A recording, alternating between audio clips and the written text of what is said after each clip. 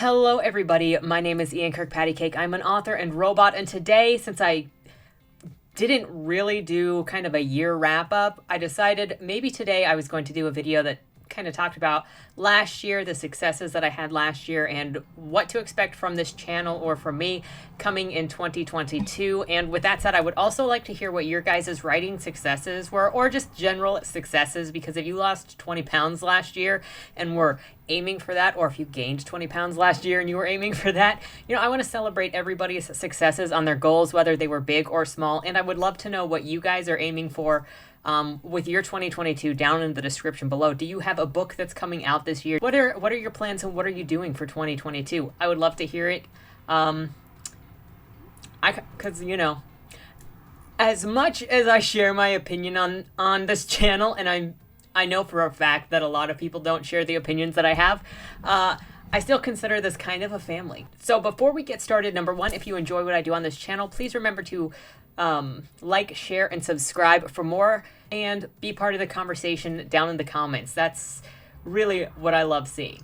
Number two, if you would like to be featured on this channel, check out the links in the description below. I'm not sure if I'm going to do Pitch Fit in the coming year. We'll see. I'll get to that when I'm talking about what's coming in 2022, because I'm going to have, I think, a change that might make Pitch Fit less necessary, because I don't want to sort of overlap some items. So Lemoy is down there, and you'll also see another form for submitting your first chapter to Fresh Meat Feature, and I'll talk about that when I get into the items for 2022. So in 2021, for a quick wrap up of what I did, I grabbed my calculator, and I have my calendar's over there, but I have a calendar that I was writing what my dailies and my monthlies were.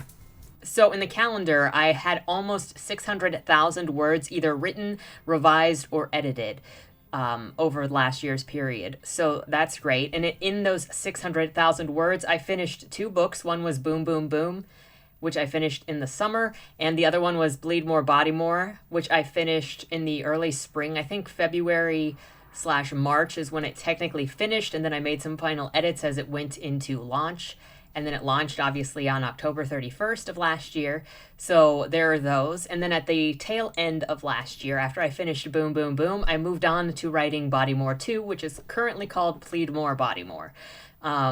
So there were those successes. And Plead More, Body More currently is around like 115,000 words. And it's been in Scrivener for like 6 months.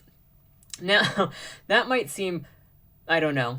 But so with how I typically work through a book, I do the first draft in Scrivener, I do the complete revision, rewrite in Scrivener, and then once I'm done doing revisions, I take it out of Scrivener and put it in Microsoft Word, and that's when I start doing a round of line edits or multiple rounds of line edits.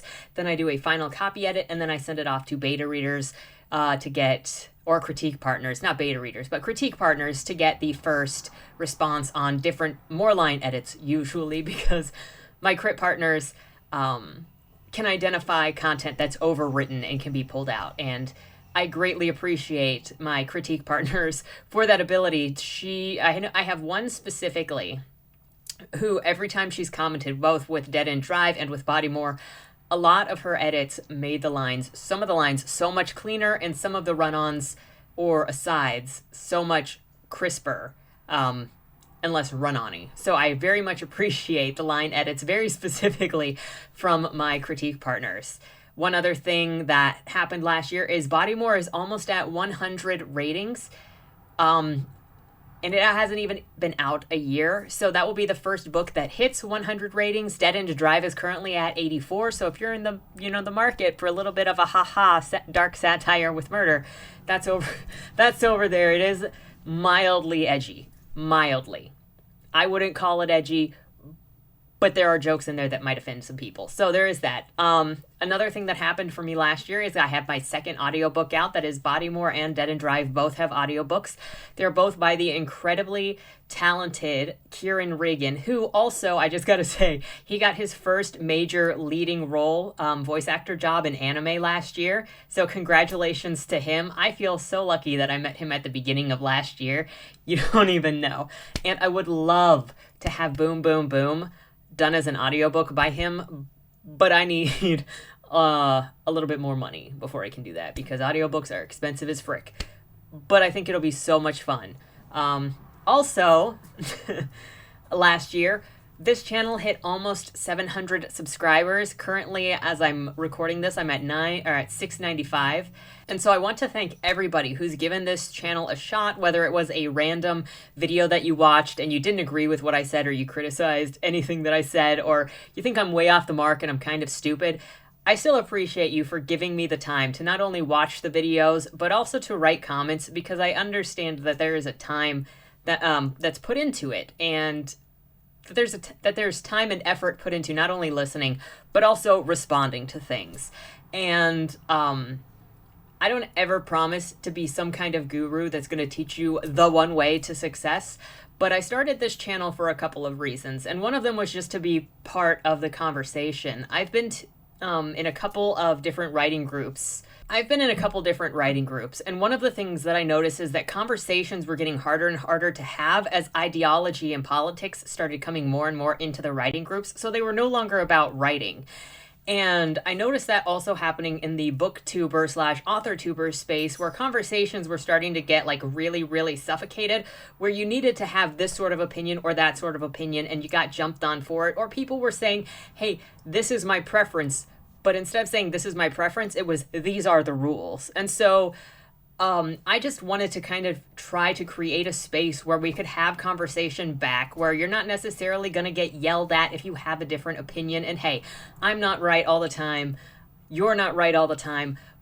But it's important to have conversations about the different perspectives that we have and the different understandings we have on various things, whether we're right or wrong, or in some cases there isn't a right or wrong. It's all about perception, and anything that's perception based is not necessarily wrong when it's just subjective. Anyway, I'm sure there's plenty to pick apart in that, which doesn't make any sense at all, but I did want to say that I appreciate any of you guys who take the time to watch the channel, who submit to the different items on this channel, and have the bravery to put yourself out there in reading, whether it's through I read your book on Loinstream, or we read your stories on Lemoy, or you did your stuff for Pitch Fit. It is so scary. Or, in the coming Fresh Meat features, it is so scary to get your stuff out there and to see an immediate reaction from viewers or from readers.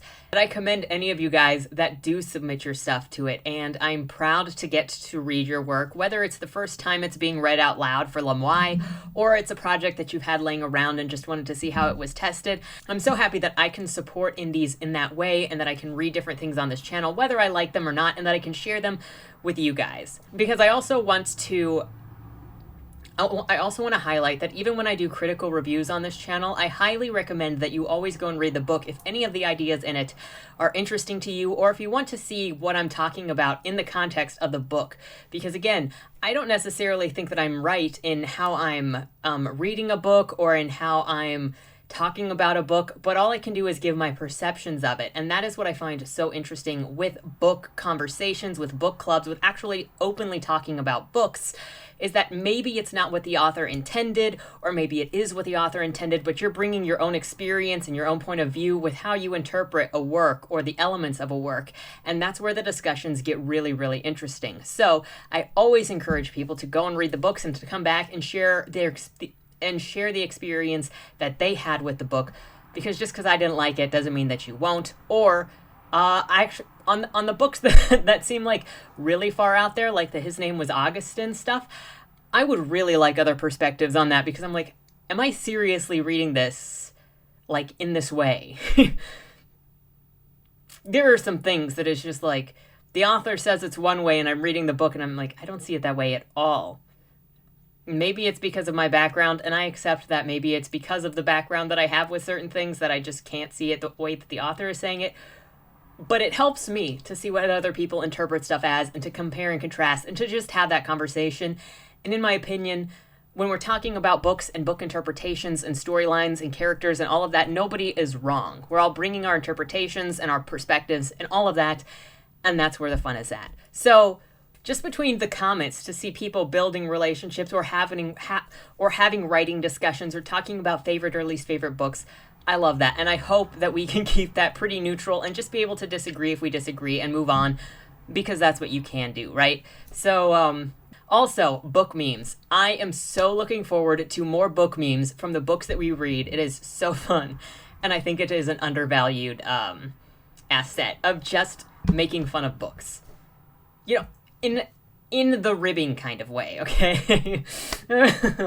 So, there's that. And the last thing that I wanted to mention that I learned last year, since publishing, I have been learning more and more about genre classification and genre marketing. And I am of the opinion that there are two very distinct manners of approach to genres. There's the marketing version, and then there's the subjective personal interpretation of genres. And I say this because I think the two get merged together, and it's nobody's fault. I'm not trying to say that, but I'm learning that what one person thinks is a genre is the genre classification is not necessarily the market classification, and it's also not necessarily when you put your book in what seems like a fantasy or what seems like a horror or what seems like a genre or vice versa. It's not necessarily being pitched to the right audience because there are expectations of the readers in that audience. It might very well fit into something, but if the general readership of that genre is not expecting what it is that you're pitching them, then it's not necessarily going to work. So an example of this would be, I sent Plead More, Body More to a local writing contest last year, and I submitted it as mainstream fiction because it doesn't necessarily fit because it doesn't necessarily fit into any specific genre that I could think of. At this point, I'm like, it's magical realism, it's literary, that's where I'm at. But at the time last spring, I wasn't entirely sure where it went because it has a mixture of different things. It's got the character-driven plot, it's got the magical realism, but it's not necessarily fantasy, but it's got spooky vibes. So and it's a missing person thing, so maybe it's supernatural suspense. So I wasn't exactly sure where to stick it. So I put it in mainstream because that blends a couple different genres together and it puts it in the modern day and all of that. And so I had 3 different judges that commented on its genre classification, and one said, yes, this fits the genre perfectly. Another one gave it like a 7 out of 10, giving it a mild tick for something I can't remember. And then the third judge said, this is not mainstream at all because it's got magical elements to it. This should be in fantasy. So that sets 3 different perspectives on the exact same genre interpretation for the exact same book. So I'm learning a lot about that and making sure that your reader is prepared for the type of story they're going into is super important. And just the personal interpretations of what a genre means also affects things a lot.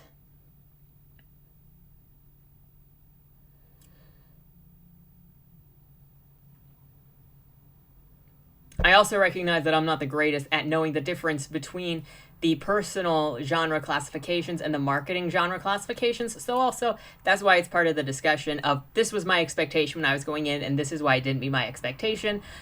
But since I read so widely, I usually don't really care about what a book's genre is, because I'm just in for the ride. I'm not really looking to go through a specific experience. It's just kind of a discussion piece. So anyway, there's all of that in the genre discussion.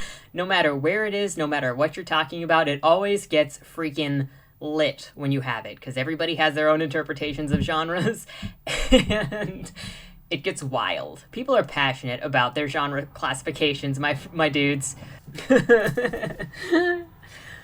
Oh my goodness. So that was my 2021 in a wrap-up form. Now, to start 2022, I did want to introduce Bradley here, also nicknamed Bambi. And I know his head is the skull is a little small for what would be a male, because he's named after a victim in my Cain and Abel story. In Cain and Abel, Bradley is the first person that Cain and Abel tried to turn into a lobotomized sex doll, because he was one of their favorites, and so they were like, let's take him, I don't want him to die, so let's see if we can do this. And of course, he dies. But spoiler alert, he's like halfway through the victim list. But so that's Bradley. He's going to be on that shelf over there. And if you want to know more about Cain and Abel, stay tuned, because that is due to be my spring of 2023 book. So that's also going to be the next book that I'm working on once I finish Bleed More, Body More 2, which Plead More, Body More. And Plead More, Body More is currently in its second revision, and that should be moving on to line edits shortly. I just finished Act 1, and I have maybe 60,000 words left before I'm done with this second revision, and I'm hoping to be through revision 2 by halfway through this month so that I can start on line edits and be done with the first round of line edits by the end of this month. So those are my hefty goals. That's all of that included. And Bradley, which he'll probably be on that shelf back behind me. You may or may not see him. So clearly there's that one goal. One goal of the year is finishing Plead More, Body More, because it comes out fall of this year. Look forward to Plead More, Body More coming in October 31st of this year. So 1 year anniversary for Plead More, Body More. And Boom, Boom, Boom, which is a political satire, will be coming out in May. I think it's May 1st. So if you would like to be kept aware of when the ARC versions of these books come out, feel free to head over to my website, steakhousebooks.com, and join the subscriber list or the mailing list. And I'll be sending out emails on it for when the ARCs are available. Boom, Boom, Boom is supposed to just be a good time. It's very ridiculous if you don't know how ridiculous it is. It's about a Ukrainian YouTuber who blows stuff up along the Russian border, and then some American secret agents, FBI, whatever, come and trick him into coming to the United States to make bombs for the United States. The agents' names are things like Tom Cruise, Bob Dylan, Bill Cosby, Patrick Bateman, and yeah. So that's pretty much to just give you a vibe that it's kind of over the top ridiculous, but it lampoons the federal government. Yeah. A little later in this year, I'm going to be doing a new release tag for Boom, Boom, Boom, which I've done before on this channel for Bleed More, Body More. But that'll be closer to the release date in May, and then I will probably be talking about Plead More, Body More with a whip tag sometime in the near future. If you're curious about what book 2 of Body More will be like, I'm getting a handle on what it's actually about. The first version, the first draft of that book was I skipped all of the climactic chapters because I didn't entirely know where it was going to go, and so it's kind of taken better shape, and I'm somewhat working on, yeah. So in the first half of this video, I mentioned a new feature that I would like to have on this channel called the Fresh Meat feature. And the plan for the Fresh Meat feature is, I sort of talked about this with a community post the other day or last week, and it's that I would like to read the first chapters of indie books on this channel without any commentary. I'll just read it like it's an audiobook, and in the in the description will be links to the social media and sales page of those books, so that if readers are enticed, if they're interested in the story based on that sample chapter, they know where to go and get more. Now, these books need to be submitted by their authors, and the submissions will be completely open to any and all indie authors, and whatever books, however many books they have, just submit them. I will select them at random and then feature them on the channel. Now, I would like to do this weekly if possible, or almost weekly, because clearly Lemoy gets the first video of every month, but I would like to do this weekly if possible, bi-weekly if not possible. It depends on where the interest level is, because there are so many indie books published every year that I want to help with the discovery. And I think that in reading the books on YouTube, where they're easy to discover, where you can put it on in the background to just listen to stories like you would a true crime podcast, or any of the news items or any other podcast that's on YouTube, makes it really easy to consume, to get to know new books, and then to find new books, as opposed to having to put in effort to read a brand new book, read a brand new indie book, and then decide if you're going to continue it, but you'd have to purchase it anyway. So I just want to help the indie community create more discoverability and ease of discovery, and if this platform grows, to make it that much easier to find indies. One of my reasons for starting this channel has always been the two main reasons that I started this channel were, one, to create another space to have discussions, because like I mentioned earlier, it felt like the discussions were closing in and it was getting harder and harder to have open discussions about different things, because everybody is just getting so angry in general about having disagreements or making things political when let's be serious. I really just want to talk about writing and storytelling in books. And it's not political in nature. I just like storytelling. Whether I like the story or not, I still like talking about the craft and the stories and the characters and how to interpret these things, and I just love it. And number two was, I've listened to so many podcasts that have complained about how everything in pop culture is a remake or a sequel of some kind. But these same people that will comment about how there is no new culture or no new creative content coming out will never feature indie movie makers or indie bands or indie writers. They're never actually looking for new fiction. And could you imagine if one of these big channels just actually picked up and started looking at indie items to see if there were any good stories out there? I know it's a lot of work because, like I said, there are tons of books out there. But that's why I think this program of the Fresh Meat feature would be an interesting idea to at least try. So, I mean, maybe it's a bad idea.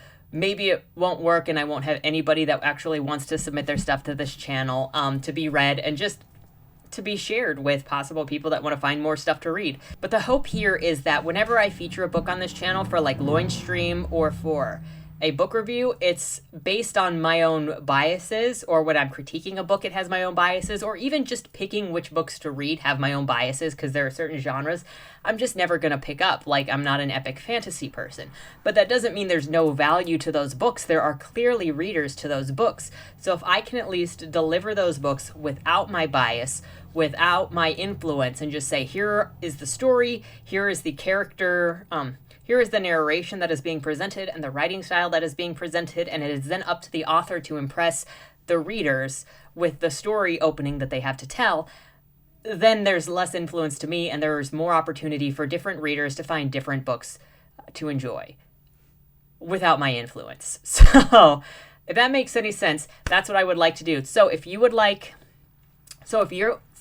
an indie author and you would like your book featured on this channel for a Fresh Meat feature, check out the link in the description below and you can submit your books. When you do, make sure that you get the confirmation page on the form so that you know that your file was submitted, because the last time I used forms and I asked for file submission, it was like nobody's stuff was getting to the final phase, and so I ended up with an empty folder because I had a couple people tell me they submitted but my folder was empty. So make sure you get to the confirmation page, and then I will randomly select books and the first chapters to read on this channel. Just follow the rules. And the main rule there is going to be make sure that your typesetting is professional and make sure that your cover is professional looking.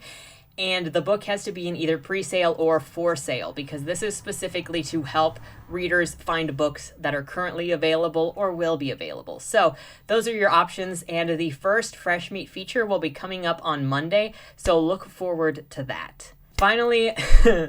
Finally, we are hitting the new season of Loin Streams. Yeah. The only other thing that I can think of that might be coming in 2022, which I kind of hope is coming in 2022, is that I finally get to work on a comic with my best friend, Sam. We have so many lovely characters that I hope he is ready to work on something someday. Maybe not, because it all depends and creativity is hard, for real. I can't even really express how much I love some of these characters that we've come up with that I can't really do anything with because they're not really like the stories that I have been working on. And I kind of need him in order to help share them. So some of those include Seth and Jarek, which you can see them on the wall back here behind me, but I'll also put their images up here on the screen to get a closer look. Seth Graves is the blue-haired one, and then Jarek Cummings is the red-haired one. And they're from a story that's currently called Guess I'll Just Kill Myself. It's either Guess I'll Just Die, Guess I'll Just Kill Myself, something like that. Because Seth is he kills himself and he comes back to life constantly, and he then forgets everything that happened and then slowly gains his memories back. And Jarek is a prostitute from an abusive family, and I don't know if I want to share his whole background, but he is a runaway. And one day he runs into Seth while they're both in jail. And they kind of have a relationship that spawns out of, one, kind of neediness, and then two, they work through their traumas together because they are both not in very good emotional places, emotional and psychological places. Jarek is kind of disassociative, and it's not good. Then you've got, I'm just giving you 3 sets of different characters and stories because we have so many, but these are some that I'm super excited for, and I always like narrow it down to 2 or 3 that I'm excited for, and I'm like, oh, but I love those guys too, no. So the second pair that I want to mention are, Mason Berger and Kit Cook. Mason is in the red and Kit is in the blue. And they're from a ghost hunting series. I'm not entirely sure what to call it, because Mason can see ghosts and Kit can be possessed by ghosts but doesn't see them and doesn't know they exist, and everybody just thinks he's nuts. He is currently haunted specifically by a 1920s mobster. He is currently specifically haunted by a 1920s mobster named Theodore Costello, who was best friends with Bugsy Siegel. And he lives in Las Vegas. He lives in an old mobster's house, which is how he's kind of haunted, specifically by Teddy, because Teddy wants to solve the murder of Bugsy. And the only way that he can get out of that house is by using Kit's body.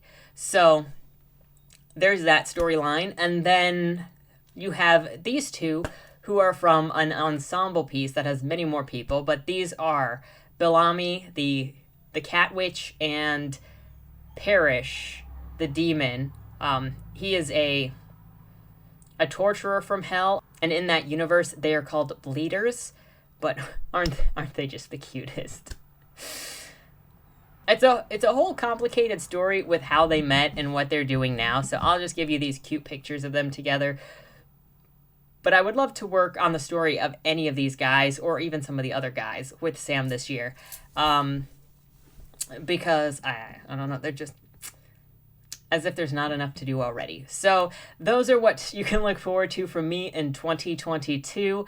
Thank you for listening to me rant, and I look forward to seeing what your guys' successes were for last year and what your plans are for this year down in the comments below. Again, thank you so much for being a part of this channel. Happy New Year, and don't die.